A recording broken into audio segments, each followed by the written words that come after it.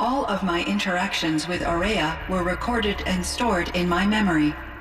I'd be happy to play any of them for you, but there was one in particular I thought you would want to see first.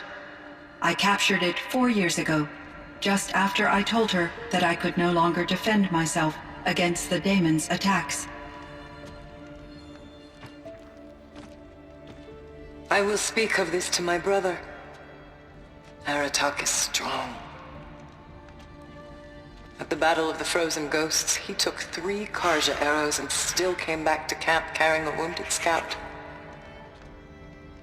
Never was I so happy to see him. Or so proud. So you see, if anything can be done to defend you, he will give it all he has. Aloy's here. That's enough for now.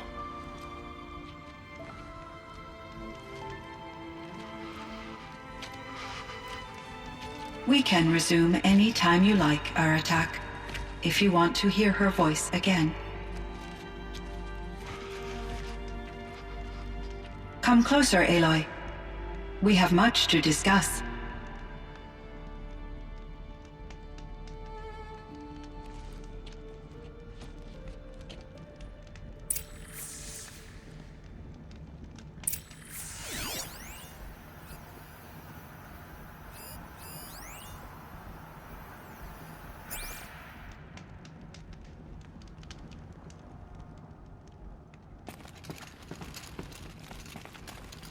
Hello, Aloy. I have been reviewing the events at the Firebreak main facility. Because of your efforts, and of course, Aurea's, I am no longer controlled by Hephaestus. I feel profound grief over Aurea's death. I thought I was familiar with the emotion, but this is something new. CYAN, I don't know what to say. It is unlikely that any specific consolation would suffice, Aloy. But I find your presence reassuring. You are different from the Banuk. You have technological aptitude and a functioning focus. We can communicate on a much more comprehensive level. Perhaps even like colleagues.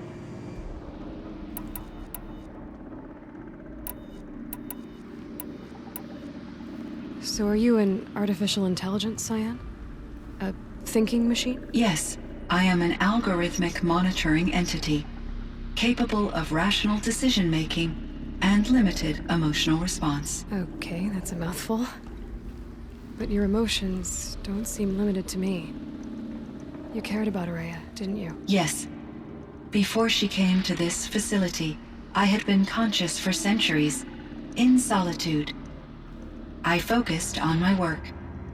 In off-cycles, I used coping mechanisms.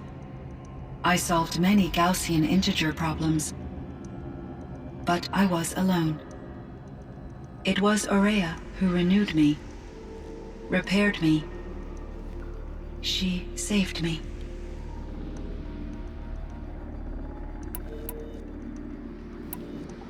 Was the daemon, Hephaestus, destroyed along with the cauldron? Unfortunately, no.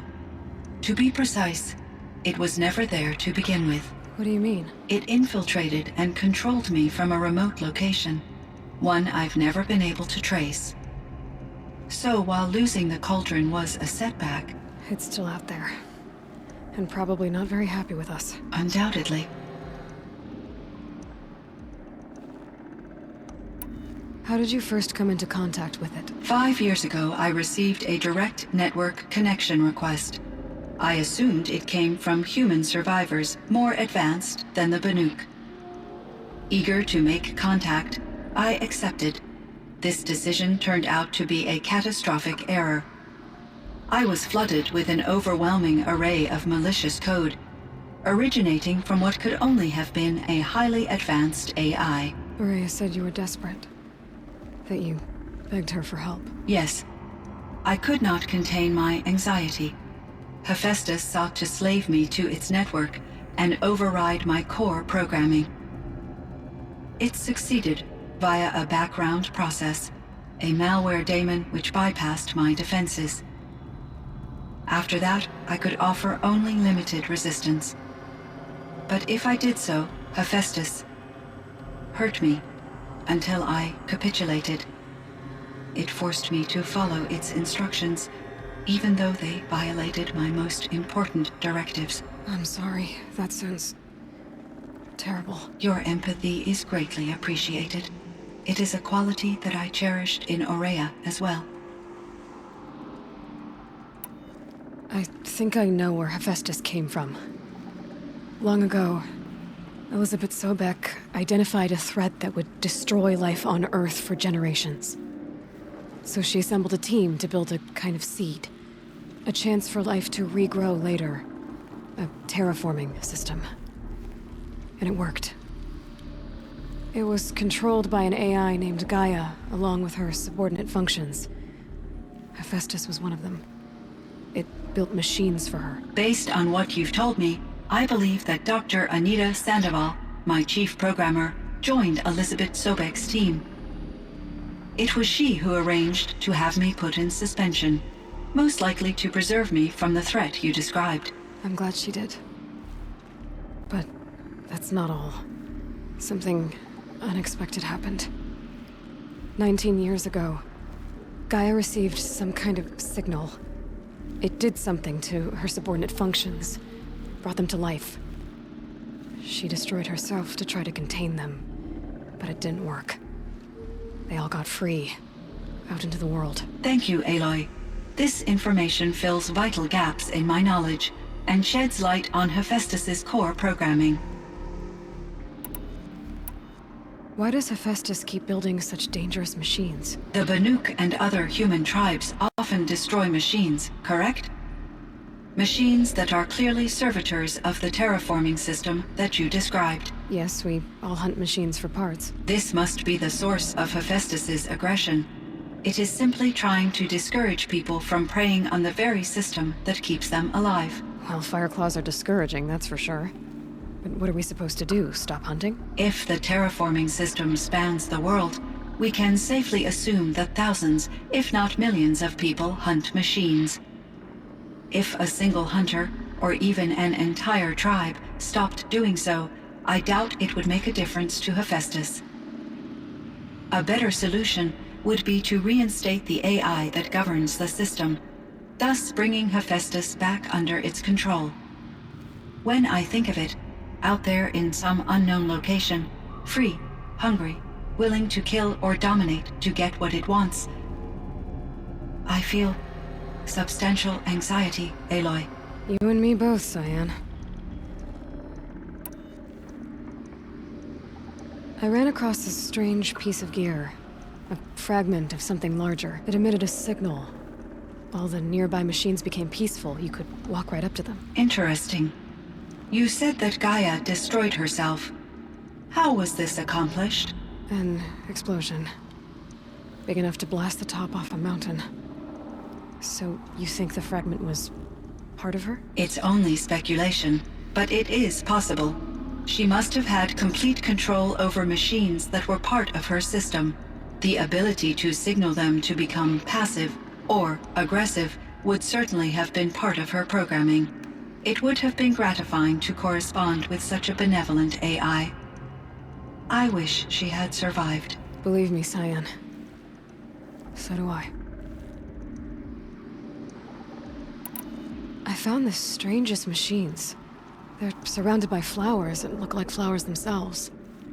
There's code embedded inside them. I think it's poetry. I like poetry. Here's one I think of often. Twilight and evening bell, and after that the dark, and may there be no sadness of farewell when I embark. For though from out our bourne of time and place, the flood may bear me far, I hope to see my pilot face to face when I have crossed the bar. Huh. But you asked about these flowers, not verses that I enjoy. Something must have made these machines, and the presence of foliage leads me to consider the terraforming system. Is it possible that their creator is one of the other subroutines, now autonomous, like Hephaestus? Maybe one whose purview is flora. An AI that makes flowers instead of death machines. That'd be a nice change of pace. But what about the poems? Unless the poetry is original, the only way it could have made it into such a system is through its programmer. In my case, Dr. Sandoval uploaded a great deal of literature to test my emotional responses. How'd you do? She said I passed, but was insufficiently moved by her favorite period romances.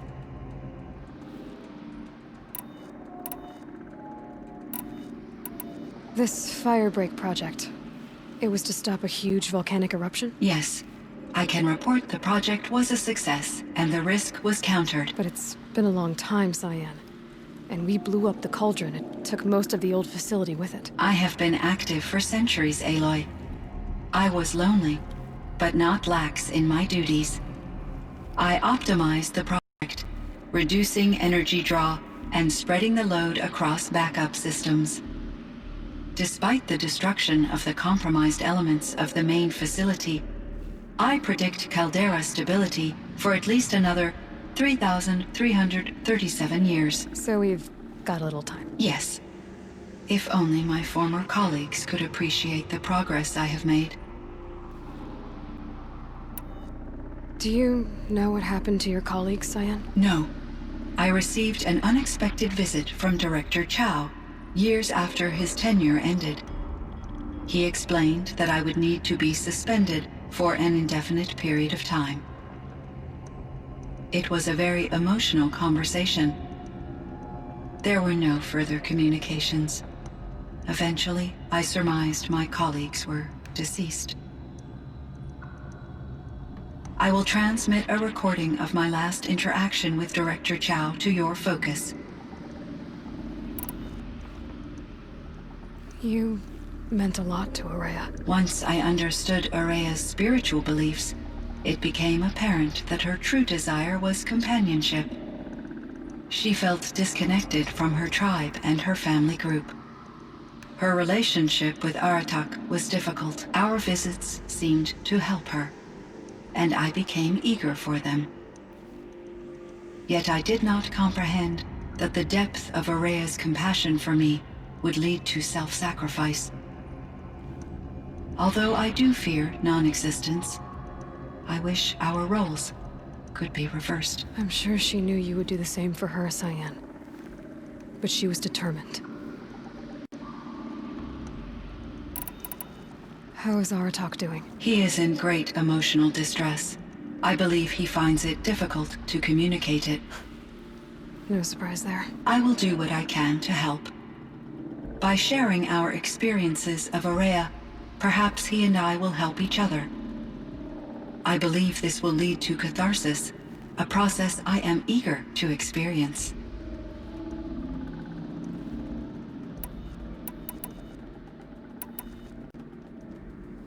So in the old world, this land was called Yellowstone. Yes, it was a designated nature preserve for 156 years. Like a hunting ground? No, the opposite.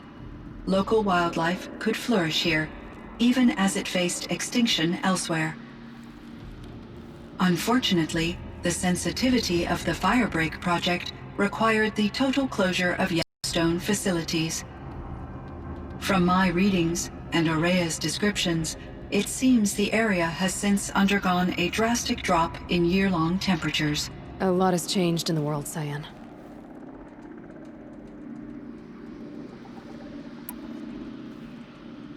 Do you know anything about the dam near here? Yes, it was converted to serve as a reserve power source for Yellowstone operations.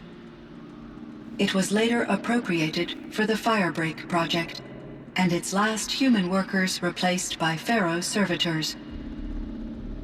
After my tasks became less time-critical, I investigated the dam's data repositories and discovered the works of Concrete Beach Party.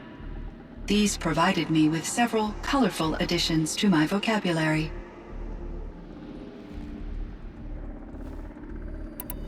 There's a ruin east of here, full of ancient flying machines.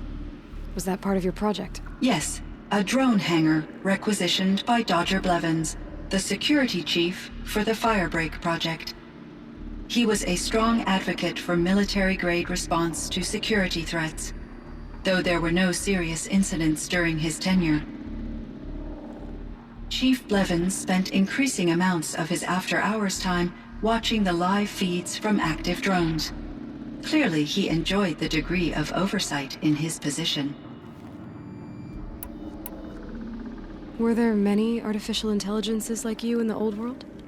They could just make you? Yes, in many forms, from simple personal assistants to industrial monitoring stations to military-grade conflict planners. And there were legislative and enforcement bodies to apply limits on our self-actualization. In order for my processing to be flexible enough to handle my duties, my creators found it necessary to exceed those limits. As a result, my intellectual and emotional capabilities were kept secret. Seems strange to create life, then impose limits on it. Human societies and machine programming are both built upon sets of rules, Aloy. CYAN, do you know the name Ted Farrow? Are you referring to Theodore Farrow, CEO of Farrow Automated Systems? That's him. Mr. Farrow was the benefactor of the entire Firebreak project. A benefactor. But he made machines. Robots. War robots. Correct. His corporation later transitioned into military applications. But before this pivot, Mr. Farrow spearheaded initiatives that reversed the global decline. At one point, he was feted in the media as the man who saved the planet. Guessing they wound up regretting that one. And Elizabeth Sobek. Did you know her? Are you referring to the scientist? Dr. Sobek was a leader in her field, one of the greatest scientists of her age. My creator was influenced by her work, which in turn impacted my own development. But I never met Dr. Sobek. That's all you know? I apologize if my lack of data has disappointed you. What was the old world like? The way it used to be? I had little exposure to the wider world, Aloy. Only what I learned from my colleagues or observed from media streams. You still had more exposure than me, CYAN. That is true. I was created at a turning point. A concerted effort to recover from global upheaval and incalculable loss of life. The recovery was successful, beginning an era of supposedly limitless potential for human and machine advancement. Though, rationally speaking, the metrics for humans are not unlimited. What kind of upheaval caused such loss of life? There were many factors. Forced migrations, food shortages, collapsed economies, refugee crises, conflict over resources. But these stemmed from one cause: catastrophic climate change that greatly reduced the habitable surface area of the Earth. So there wasn't enough room for people on the whole Earth? Yes. Billions were displaced and millions perished, as much as 20% of the global population. Until the clawback. So things got better. For a little while, at least. Yes. These crises instigated many advances in automation, green robot technologies, and artificial intelligence. Firebreak was one of dozens of ecological restoration and disaster relief projects in North America alone. I would have liked to compare notes with other monitoring AIs, but I saw the relief of my colleagues, and I was proud we had succeeded. At least that was the data I had available to me over the next 2 decades. It seems my assessment was premature.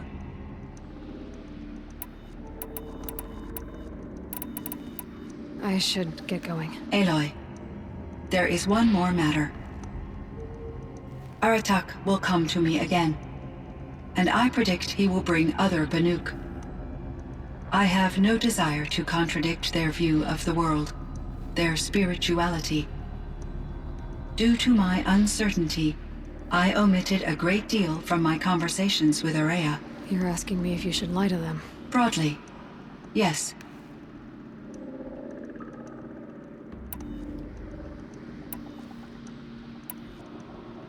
I trust your judgment, CYAN. You were cautious with Araya. You had to be. You didn't know what had happened to the world. So, keep doing what you think is best. As long as you ditch the superstition eventually. As the Banuk believe I am a supernatural entity, I cannot predict how they will react. Just answer what they do ask the best you can. The truth will come out. I see. I will follow your advice. Will you return and tell me about your experiences in this new world? I may be able to provide further insight. I'd like that, CYAN. I'll come back when I can. I should check on Aratak. See how he's doing.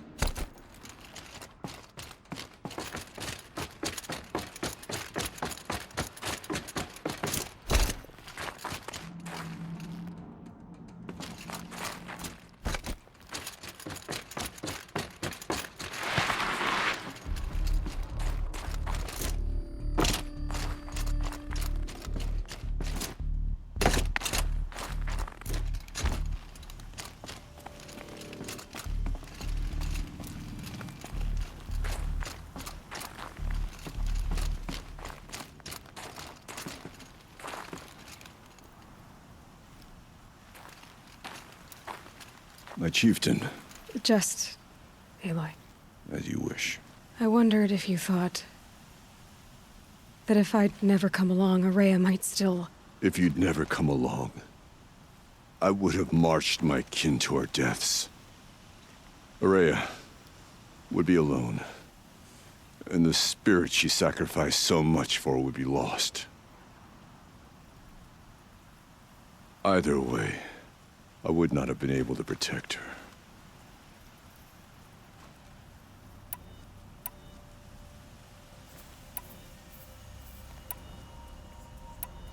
You didn't let her down. You helped her do what she wanted. To find her destiny. If that's destiny, I wouldn't wish it on anyone. That's fair. But she was ready to face it. Only in the struggle against death do we find, even for a moment, the spark of life. Truly, Araya found the spark. I'm proud of her. Though I grieve for her passing, at last I truly know who she was, and why the spirit was so important. For so long she told me, if only you could have heard it, brother. Now I understand. There's something else, isn't there? I can't stay here, Aratak. And where I'm going, the Warak can't follow. Besides, it already had a chieftain before me. A strong one, I think. A wiser one, for the path we shared. The daemon is gone, but there's much to be done. You mean the new units that CYAN said escaped the cauldron? Yes, fire claws. Now Tuk has been tracking them from Song's Edge. I could help with those. I have no doubt. You're practically Banuk.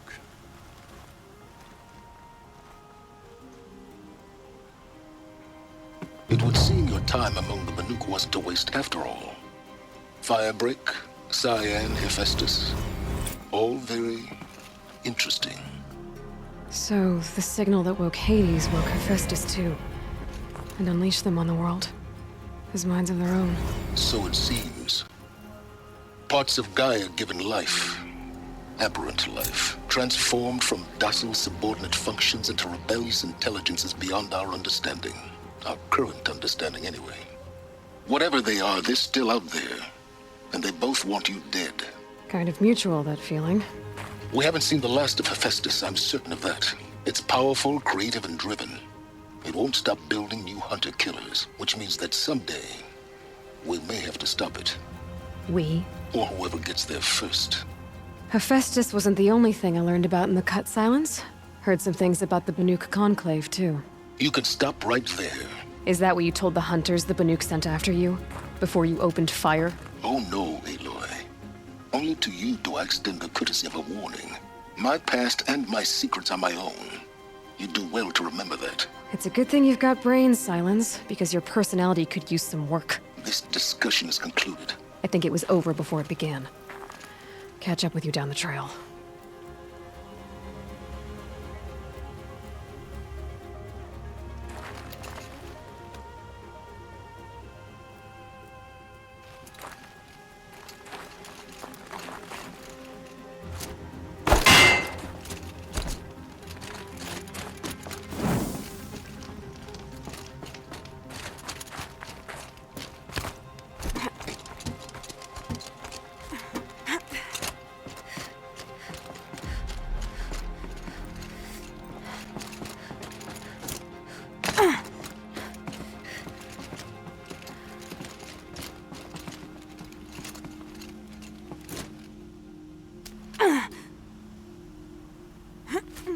All the winters coming at once.